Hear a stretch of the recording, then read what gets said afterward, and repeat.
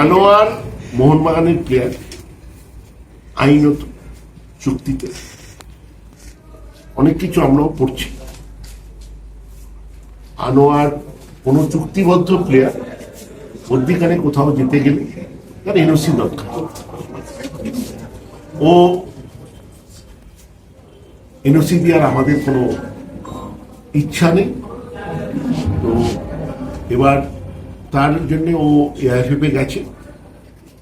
চুক্তি যদি কেউ অন্য চুক্তি থাকাকালীন 6 মাসের মধ্যে যদি কোনো ক্লাবে সই করে, তাহলে মানে শেষ হওয়ার 6 মাস আগে, তাহলে কিন্তু সেই প্লেয়ারের এগেইনস্টে শাস্তি। এখানে তো চুক্তিবদ্ধ প্লেয়ার। তো চুক্তি আমি শুনছি অনেক জায়গায় কেউ বলছে সই করেছে, কেউ বলছে করেনি। আমার মনে হয় না ও এত মূর্খ যে চুক্তি থাকা অবস্থায় অন্য কোনো ক্লাবে সই করবে। যারা ছড়াচ্ছে তারা মিথ্যে কথা ছড়াচ্ছে। অন্য ক্লাবে ও সই করেনি।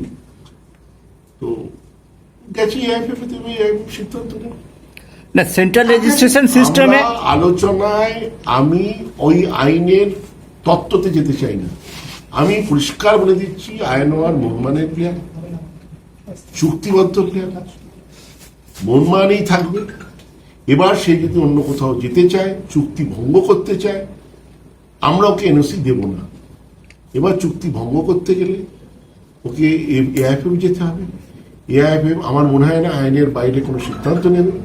এবং এআইএফএফ এর সভাপতি একজন প্রাক্তন প্লেয়ার, আশা করব তিনি ক্লাবেদের জায়গাটাও দেখবেন। কেন একবার যদি একটি প্লেয়ার চুক্তি থাকা অবস্থায় অন্য জায়গায় চলে যায়, তাহলে সাংঘাতিক হবে। ভারতবর্ষে তখন আর চুক্তির কোনো ইয়ে থাকবে না।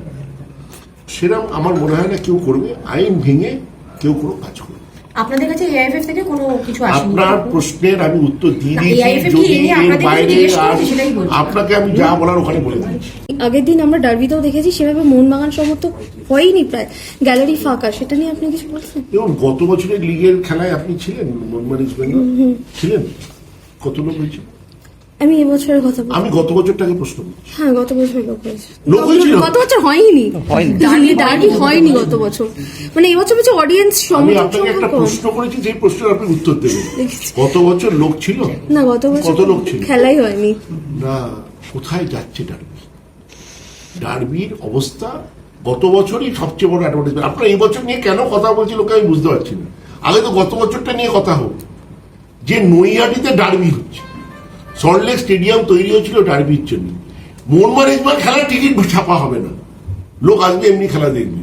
এরপর আর ডার্বি নিয়ে কলকাতায় লিগে আলোচনা করবেন না। এটা সময় নষ্ট হচ্ছে।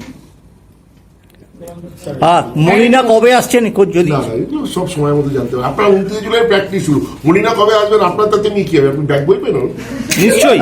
এই মৌসুমে এখনো পর্যন্ত যা দল গঠন হয়েছে সেই শুরু কিন্তু ডুরান্ডে প্রথম ম্যাচ মানে 27 তারিখে। সেটা গত বছরে আমাদের যা স্ট্র্যাটেজি ছিল, এবছরে আমাদের সেম স্ট্র্যাটেজি। একটা শুধু এই মৌসুমে যা দল গঠন এখনো পর্যন্ত হয়েছে, সেই দল গঠন নিয়ে কি বলবেন? মোহনবাগান দল নিয়ে অত্যন্ত ভালো দল হচ্ছে, ভারতবর্ষের 1 নম্বর দল হবে। একটা নাম শোনা যাচ্ছে, গ্রেগ স্টুয়ার্ট। যখন সময় হবে সব জানতে পারবে।